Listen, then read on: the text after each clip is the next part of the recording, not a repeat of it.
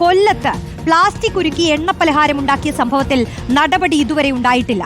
ദിവസങ്ങളോളം കേടാകാതെ ഇരിക്കാൻ വേണ്ടിയാണ് പ്ലാസ്റ്റിക് ഉരുക്കിയ വെളിച്ചെണ്ണ ഉപയോഗിച്ച് പലഹാരങ്ങൾ ഉണ്ടാക്കിയത്. എണ്ണയിൽ പ്ലാസ്റ്റിക് ഉപയോഗിച്ച കണ്ണൂർ മുഴുപ്പിലങ്ങാടി സ്വദേശി നൌഷീറിനെതിരെ കൊല്ലം കോർപ്പറേഷൻ നടപടിയൊന്നും സ്വീകരിച്ചില്ല.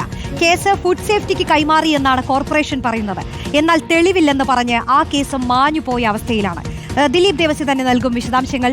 ദിലീപ്, മായത്തെക്കുറിച്ചുള്ള വലിയ ബ്രേക്കിങ്ങുകളൊക്കെ നമ്മൾ നൽകുമ്പോഴും പല ഭക്ഷണത്തിൻ്റെയും പിന്നാലെ നമ്മൾ അതിൻ്റെ ആരോഗ്യാവസ്ഥയൊക്കെ അന്വേഷിച്ച് പോവാൻ നിന്നാൽ വലിയ കാര്യങ്ങളൊക്കെ പുറത്തു വരും. പക്ഷേ ഇതിന് ശേഷം എന്ത് സംഭവിക്കുന്നു എന്നുള്ളതൊരു വലിയ ചോദ്യമാണല്ലോ.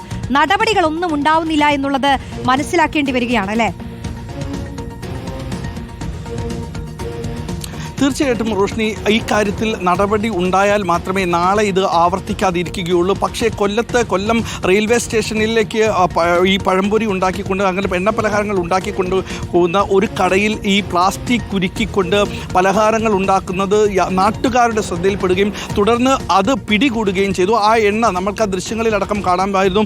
ആ എണ്ണ ഇതര സംസ്ഥാന തൊഴിലാളികൾ മറച്ചു കളയുന്നതടക്കം കാണുകയും കോർപ്പറേഷൻ്റെ ആരോഗ്യ വിഭാഗം വന്ന് ഈ കട സീൽ ചെയ്യുകയും ചെയ്തു.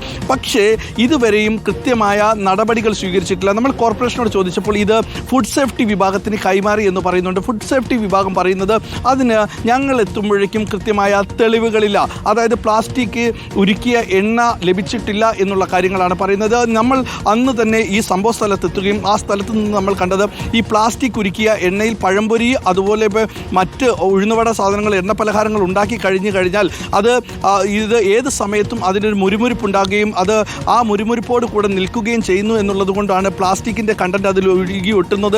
അത് വലിയ തോതിലുള്ള ക്യാൻസർ അടക്കമുണ്ടാകുന്ന അസുഖങ്ങൾക്ക് കാരണമാകുകയും ചെയ്യും. പക്ഷേ അത് ഇത്രമേൽ കണ്ണിൽ കണ്ട ഒരു തെറ്റ് കണ്ടെത്തിയിട്ടും അതിനെതിരെ കൃത്യമായ നടപടി സ്വീകരിക്കാൻ ഈ നമ്മുടെ അധികൃതർക്ക് സാധിച്ചിട്ടില്ല എന്നുള്ളതാണ് ഇവിടെ പറയുന്നത്. ഇന്ന് രാവിലെ നമ്മൾ ലേബി സജീന്ദ്രൻ നൽകിയ വാർത്തയിലടക്കം ഇനി എന്തു നടപടി ഉണ്ടാകുമെന്നുള്ളത് കണ്ടറിയേണ്ടിയിരിക്കുന്നു. പക്ഷേ ഇന്ന് ഈ നടപടി എന്നുള്ളതാണല്ലോ വലിയ ചോദ്യം. അതിൽ സർക്കാരിന്റെ നിലപാട് കൂടി നമുക്കൊന്നറിയാം.